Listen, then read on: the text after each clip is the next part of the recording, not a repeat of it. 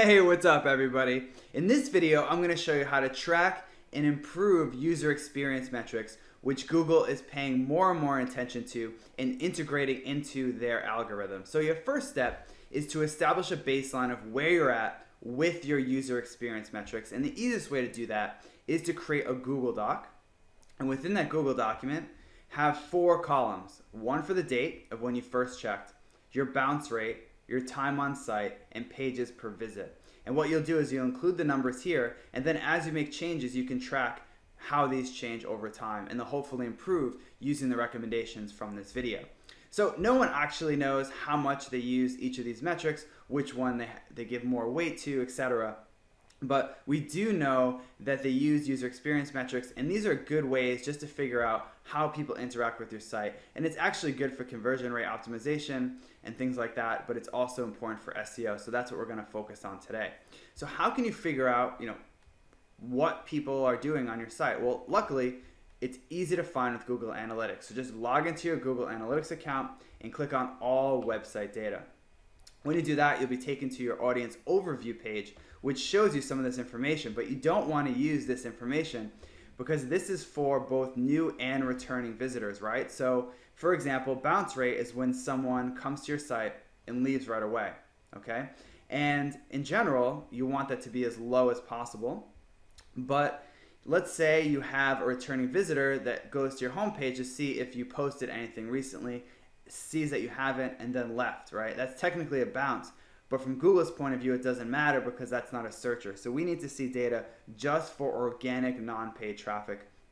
And that's very easy. So under the overview area here, scroll up and click on Advanced Segments. And then click on Non-Paid Search Traffic. And click Apply. And what that does is it drills all this information down to just organic traffic that visited your site from a search. So as you can see, the bounce rate is almost 10% less for searches because that's a lot of new people who are interested in the content. And when you have a lot of return visitors, they tend to bounce because they're just checking for a second to see if you updated with anything new. Okay, so you can look at each of these metrics, but like I said, this is just something to get a baseline of where you're at. Don't be too, judgmental. There's no way to say you should have a bounce rate below a certain percent or pages per visit above a certain percent or average visitor duration above a certain number because it totally depends on where your traffic comes from, what they're searching for, and your vertical. So it's more important just to get this baseline of where you're at. So what you do is you copy each of these. So 62.25%, copy into bounce rate. Okay, and you just repeat that, and this is your baseline of data. Now, if you really want to get more drill down information, and this is something that I would recommend you do, head over to Content tab here, and then click on Overview. Okay, and this tells you where people come from, okay, so, and how people are interacting with your site. So you can see that maybe which page needs more improvement, all right, so like if 20% of the people come to your home page, that's a page that you should focus on. This is another page, 16%, that you should focus on, and so on and so forth, right? And you may not want to put a whole lot of effort into improving pages where less than 1% or less than 0.5% people come to your site, okay? And you can actually see which ones may have problem areas or bottlenecks by clicking on Site Content and then clicking on Landing Pages. And what that does is it shows you all the landing pages for your site and gives you the average visitor duration, pages per visit, and bounce rate for that particular page. Okay, so sometimes you can see a page that stands out that maybe has some room for improvement. For example, this page about on-page SEO has a bounce rate of almost 80%, and this is still organic traffic, so that's not very good, right? So that's something I would look at and try to improve upon, and put that into my spreadsheet with maybe I want one for different pages that are popular on my site, and see if I can make improvements, okay? So like I said, there's nothing really to be like, this is bad, this is good, but generally, obviously, you want bounce rate to be quite low, and you want pages per visit to be quite high, and average visit duration to be quite high. So that's what we're gonna try to do in this video with the recommendations I'll make next. So the first thing you wanna do is head over to QuickSprout, okay? Because QuickSprout is just a great example of creating a very, very user-friendly site that keeps people on the site and keeps people clicking and keeps them from bouncing. All right, so the first thing you'll notice about QuickSprout and that you should try to have on your own site is that it's a very clean, simple design, right? It's not very cluttered. Right above the fold here is the headline, an image to get you interested, and you can actually read the first sentence of the post above the fold. So this above the fold area is extremely important for design. And this is a way to engage your visitors by having the content front and center. And as you can see, as you scroll down, there's not a lot of distractions here. It's just a sidebar, and here is all empty, and here is all empty. So in general, you want your site designed to be very clean and makes the content easy to read and keeps people on the site. The next thing you want to do is add internal links, and Neil does this quite often at QuickSprout, and it's a great way, as you saw in a different video, to improve SEO, but it also improves things like time on site and improves bounce rate. So when someone first visits this page from a search, they see this link here, right, increasing your web traffic. So they say, maybe I'll click on that, right? And once they click on it, it's no longer a bounce.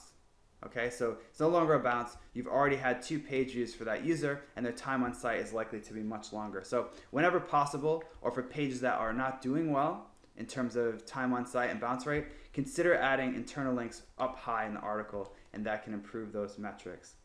The next thing you want to do is have compelling copy, especially in the beginning. Okay, so it's really important.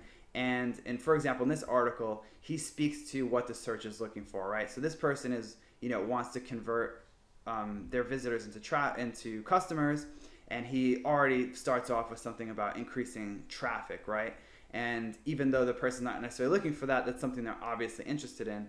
And then he says, what if I could tell you I have 7 tactics that you can follow to help convert your visitors into customers? Now this person's very engaged. Okay, so this is the kind of content that speaks to the user that you want, and I can't really go into like the basics of copywriting, but as long as you're speaking to the user, your bounce rate and things like that are going to go down. When I see sites for my clients and they have really high bounce rates and low engagement metrics, it's usually because the content is written really poorly and it's not written at the user like this. You want to say you and speak to what they're searching for. Finally, you want to add multimedia to your content whenever possible. And for example, Neil does a lot of this. He adds a lot of screenshots and things to illustrate his points. So this keeps people engaged. So when you're scrolling down and you just see blocks and blocks of text, you're kind of like, ugh, and people just click away, right? But if you keep seeing screenshots every few hundred words, it does keep you engaged, right? And this is something that makes you want to be like, what is that? And you stop. And over time, that can increase, the time on site, even for this particular, even if they don't see another page, just because they keep stopping. So if they're scrolling, kind of scanning, going, what is that? They stop, and they might be more interested, okay? And that keeps them more invested in the content. So that's just some basics with your content to make it more user-friendly. So once you make some of those changes to your site, if those make sense for you, you'd go back, you'd add a new date about a week or 2 later, and then see if these metrics improved, and if they have, you can apply them to other pages on your site that may be lagging or have a lot of traffic. So that's it for user experience metrics. Thanks for watching, and I'll see you in the next video.